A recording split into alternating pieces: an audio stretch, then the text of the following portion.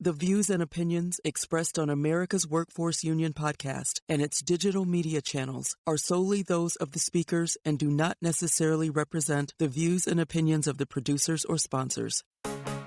Welcome to the America's Workforce Radio Podcast, the flagship production of the American Workers Radio and Podcast Network, where organized labor and its never-ending fight to protect the rights of the American worker come first. Now, presented by LIUNA, Laborers International Union of North America. Here's your host, Ed Flash Ferens. Workers at SoFi Stadium in Los Angeles vote to go on strike. Meanwhile, union nurses in Chicago staging a one-day strike today, and the No Fakes Act making progress in Washington. Today on the show, the International Brotherhood of Teamsters Local 175 in West Virginia. Welcome to the Thursday, June 11th edition of America's Workforce, where we're available on at least 5 platforms, including YouTube, Apple Podcasts, iHeartRadio, Spotify, and Pandora. Luke Farley will be our featured guest on the show today. He serves as Secretary-Treasurer of Teamsters Local 175 in the state of West Virginia. They're knocking on at least 3,000 members there. Teamsters175.org. Along with being Secretary-Treasurer, Luke is the local's attorney, staff member of the package division. There's about 19 different divisions in the International Brotherhood of Teamsters. And we have a problem, well, they have a problem, with Beverage Market. The negotiations with Beverage Market, well, they're not going well. The drivers, helpers, and warehouse workers overwhelmingly authorized a strike. This was last month, early May. Now, Beverage Market services over 1,900 customers across West Virginia, and they are the sole distributor for MillerCoors products in several counties throughout West Virginia. The bargaining has gone nowhere, so the workers voted to go on strike. What are you going to do when the company that's making a whole lot of money is not giving what the workers deserve? They want a fair contract with decent wages, decent benefits.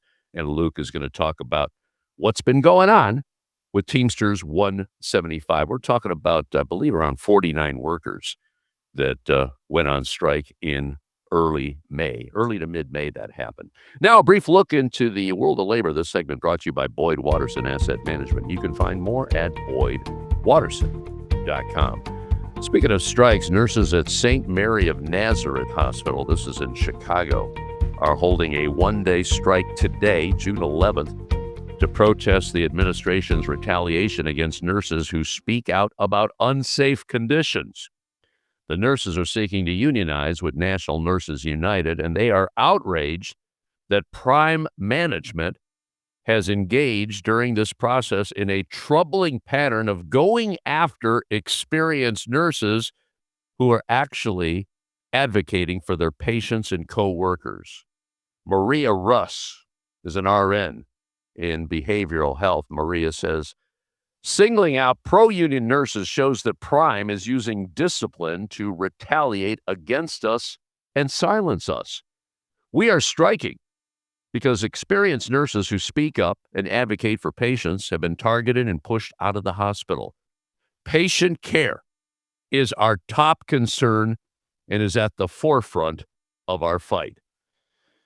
So here's the deal. St. Mary's nurses filed for their union election with the NLRB. This was on May 20th. They held a public rally on May 27th to protest Prime Management's retaliatory union busting.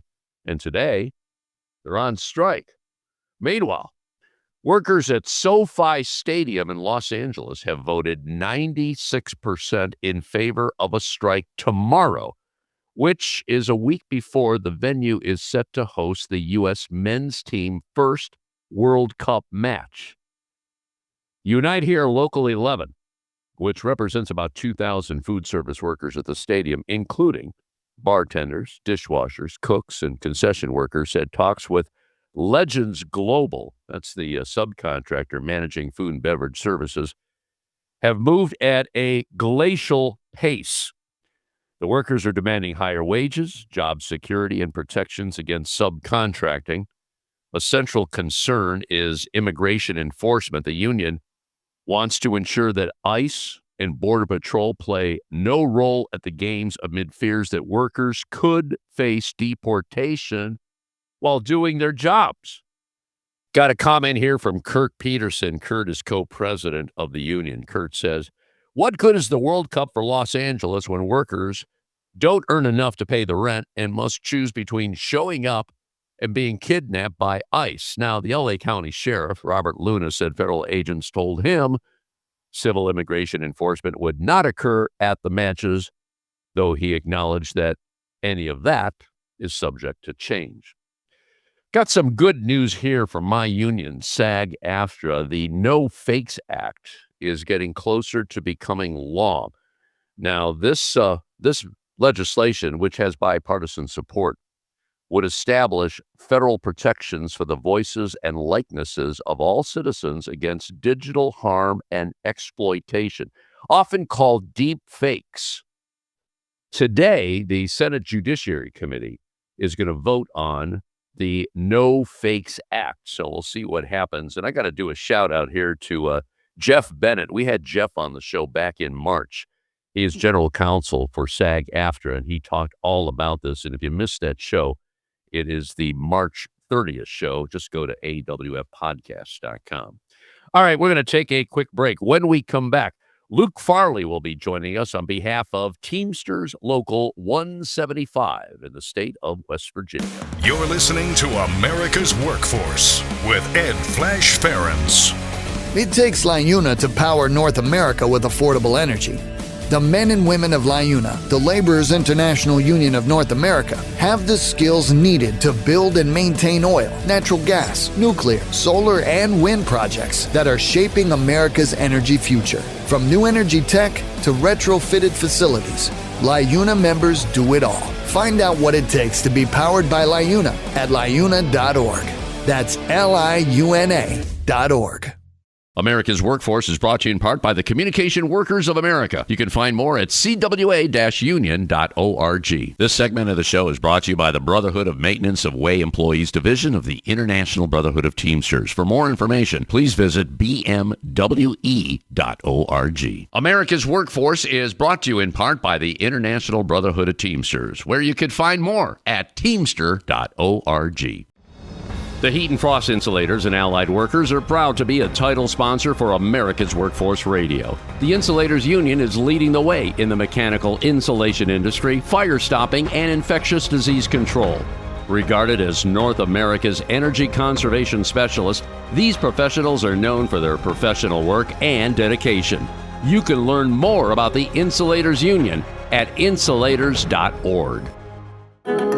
America's Workforce is sponsored in part by Boyd Watterson Asset Management, LLC. Find out more about our investment solutions tailored to meet the needs of Taft-Hartley funds at boydwatterson.com. There is unity and strength for workers. We are the USW. We are the USW. The United Steelworkers. The largest industrial union in North America. We represent 850,000 members in the U.S., Canada, and the Caribbean. We work in metals, rubber, chemicals, paper, oil refining, atomic energy, and the service sector. We are steelworkers, standing strong and fighting for what's right. American workers are sick of struggling to get by. It's time to get ahead.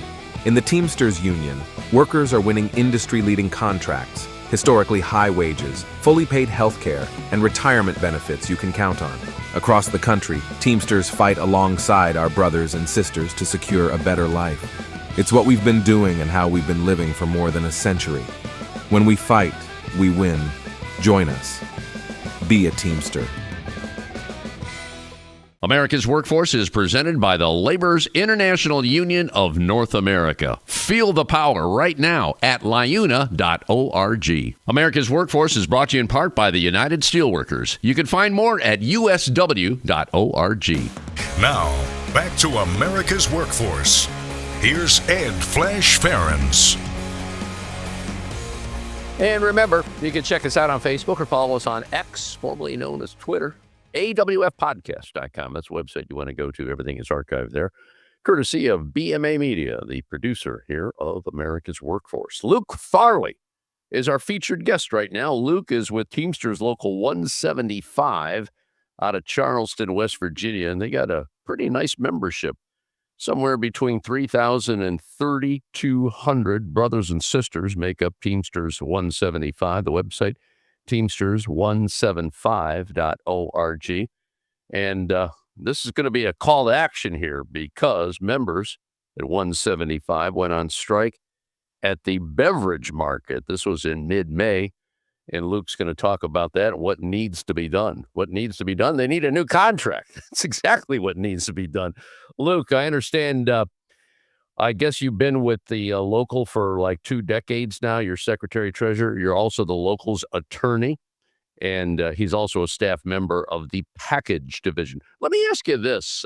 Law school Teamsters, talk to me about that time and how you got involved in the brotherhood. Can we start right there? You know, growing up, my dad was typical West Virginia story. He was a coal miner, UMWA, and I just grew up around unions. And you know, when I went to law school, I always wanted to come and work for a union. So the Teamsters were hiring here. I fresh out of law school was just a clerk for about 6-7 months for the West Virginia Supreme Court. Teamsters were hiring, and it's the best decision I've made professionally.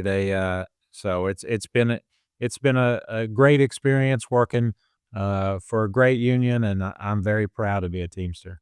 Yeah, very proactive union, I might add.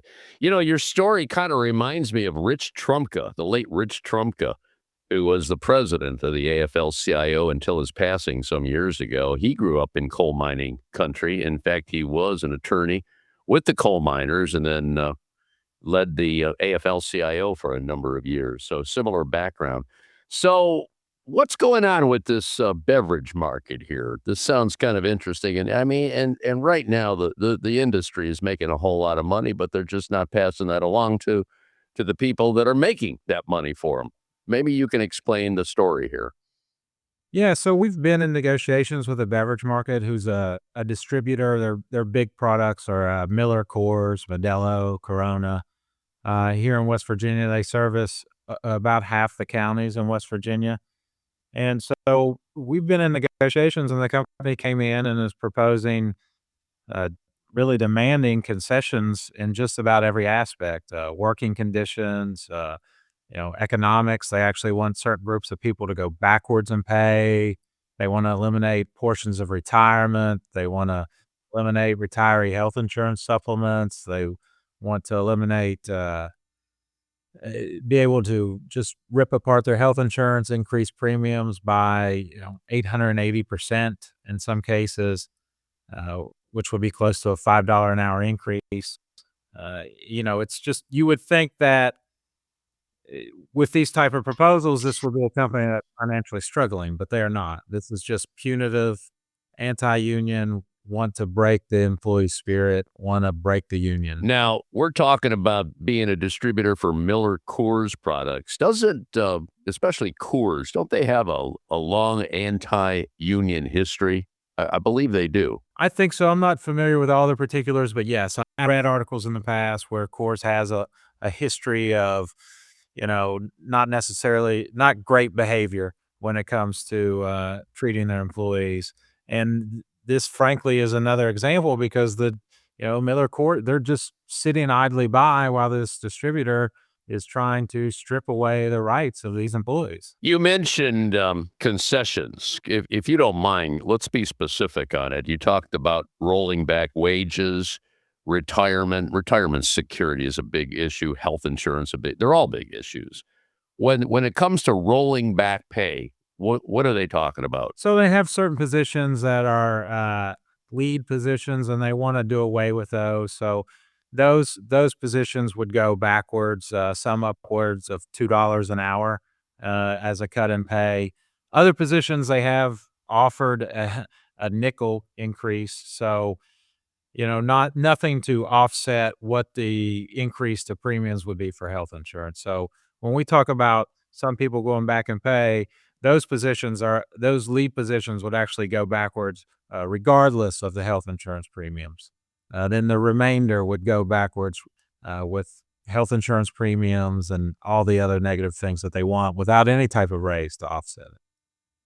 And to your knowledge, the company is very profitable. Is that right?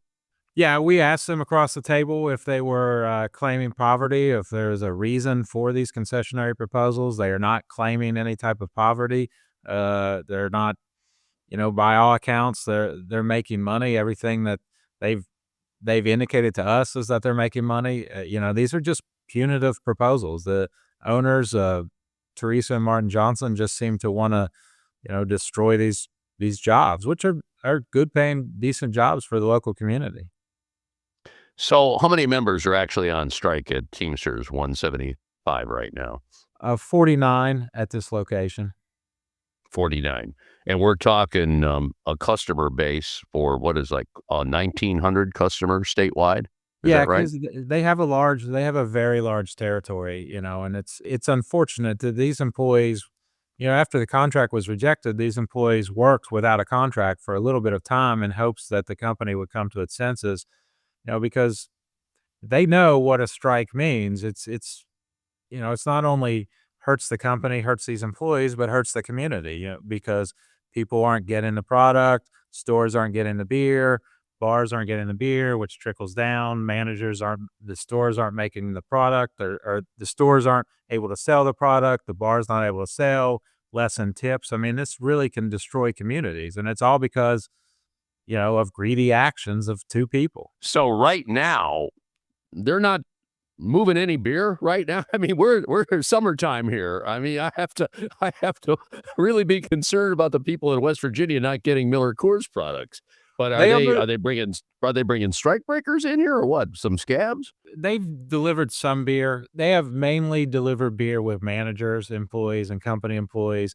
They have now tried to start hiring outside drivers to be scabs. They have some people in the warehouse that they've hired to be scabs, but for the most part, it's just been company employees up to this part, and they're just hitting, the mom and pops get ignored, the smaller stores get ignored. They're just hitting the Walmart and your big chain stores is what they're delivering to. Luke, I have to ask you, how is the community responding? Typically, when there's a strike, well, you bring the community together. You bring labor, you bring clergy, you bring the local elected leaders and say, hey, wait a minute, come on, you're making money. Let's spread the wealth a little bit. Is any of that happening? Yeah, it's been great community support, and we've had several customers, frankly, refuse orders because they don't want to take any struck goods. And, in fact, the community support's been so overwhelming that the workers on the picket line actually plan their own community support event to just thank the community for the help and the support that the community has provided. I mean, there's not a day goes by that somebody's not making a donation to the picket line. This is, been great community support. Luke, when did the negotiations start? And obviously, I have to know the percentage of people. Voting for a strike is tough. It's real tough. But when push comes to shove, you got to make that decision because things aren't going in their way. But when did this all start? The process of negotiation.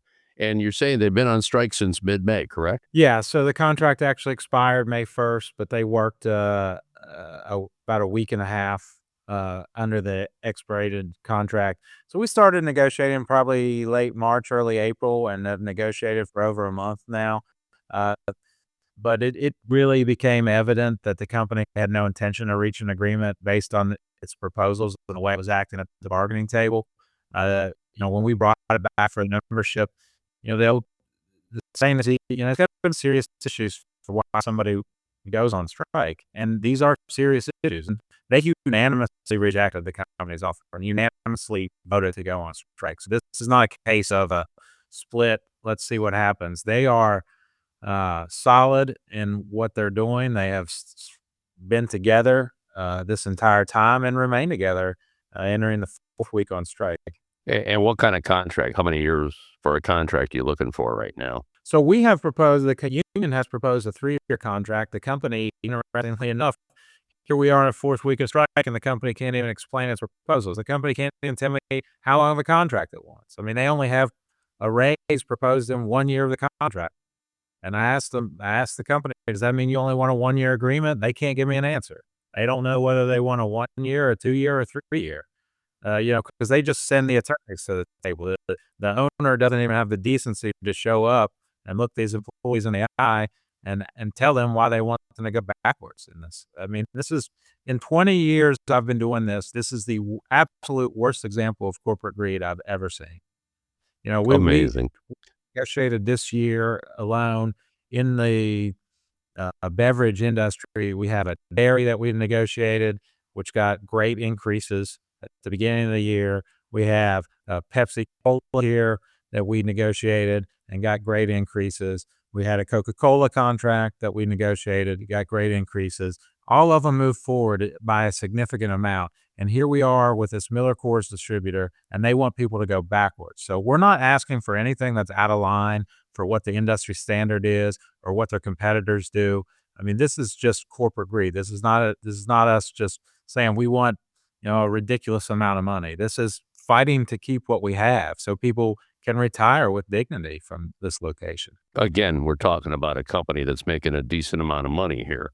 Teamsters Local 175 is our feature today with Secretary Treasurer Luke Farley, Teamsters175.org. Luke, I have to ask you, I mean, they've been on strike since mid-May. What's the next step here? You got to have a strategy. And this is a two-part question. What's International doing for you? You got over 1 million members in the Teamsters nationwide. They got to be helping you out on this one, right? Well, absolutely. The International's been great to work with. I've worked closely with, I believe he's been on your program, Jeff Padalero, the head of the brewery and soft drink division, with the leadership of O'Brien and Zuckerman and the GB. But yes, they have provided us absolutely with financial assistance, with strategy assistance, have provided materials for the picket line, we've put in place numerous things.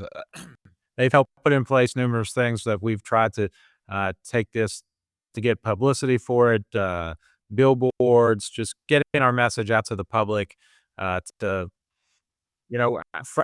help get MillerCoors and these parent companies involved to step in and say, why is this distributor in West Virginia affecting our market share? Because these companies might not care about these employees and their family, but what they do care about is they're about to lose a lot of money in West Virginia. I mean, we went through one big drinking holiday with Memorial Day, and when you're about to enter another one on July 4th, and here we are still on strike, and a lot of the shelves in these stores are empty, and that means Miller and Coors aren't going to get paid. Yeah, that's not the way to celebrate America's 250th. There's no doubt about that. No doubt about that. Let me ask you this. Sometimes you have to shame the company, and I'm going to bring up Scabby the Rat. Scabby the Rat gets a lot of attention. You know that. I know there's been a number, especially with the trades. They've used it many, many times, and it stops people. It really does.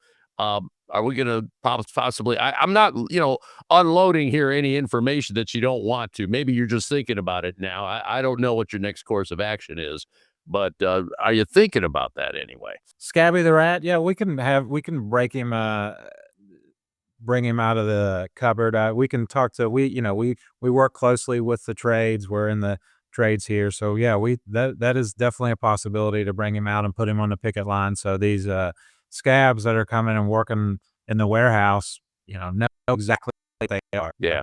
One more question here before we let you go, Luke. How's everybody holding up right now? I mean, this is tough, as I indicated. Nobody wants to go on strike, but sometimes you have to. That's exactly what they're doing right now. But how are they holding up, in your opinion? They've been holding up great. In fact, the picket line, they're the ones that made a decision. The employees are the ones that made a decision to run the picket lines 24/7. This is not an operation that typically runs 24 hours a day and 7 days a week, but these employees felt it important that they maintain a picket line for 24 hours a day and 7 days a week, and they've been holding strong. So the spirits are high right now. Obviously they'd rather be at work, and this does greatly affect their livelihood and how they provide for their families, but they understand that what the company had on the table and what the company is trying to force upon them is just completely unacceptable. So, I mean, they're not willing to take it. And, when Teamsters fight, Teamsters win. You've heard the general president, Sean O'Brien, say that numerous times. We're not going to back down from this. And these employees embody that and every day. And I would mention before you let me go, you say Scabby the rat to shame them. This company appears to be beyond shame because they don't seem to care the type of harm that they're doing in the community. And, when you have a company that's just making these proposals, the only thing that can be is corporate greed because there's absolutely no reason for it. Hard to believe that somebody could be beyond shame, but that's the America we live in today. I mean, there's good employers, there's bad employers, and obviously Beverage Market's got some problems here. Luke, you got a friend here on America's Workforce. After this is all done, I'm going to send you my personal cell phone. Text me on any developments that happen here, and we'll inform our listeners. We are the #1 union podcast in America for reasons just like this, to make sure that workers get what they deserve, and they certainly deserve a better deal than what Beverage Market is proposing right now. I don't even know if they know what they're proposing. But anyway, Teamsters 175.org is a website you want to go to. Teamsters, that's plural, 175.org. Luke, you hang in there, brother, and keep in touch, okay? I appreciate that. We'll get you a picture of Scabby the rat. I'll take it on. And that'll be it for another edition of America's Workforce. Tomorrow, the iron worker from Oklahoma running for Congress. His story tomorrow. Until then, all of you have a safe and wonderful day. That concludes another episode of the America's Workforce Radio Podcast. Thanks for listening, and be sure to subscribe so you never miss a show. America's Workforce is a production of Labor Tools and BMA Media Group. Find out more information online at labortools.com.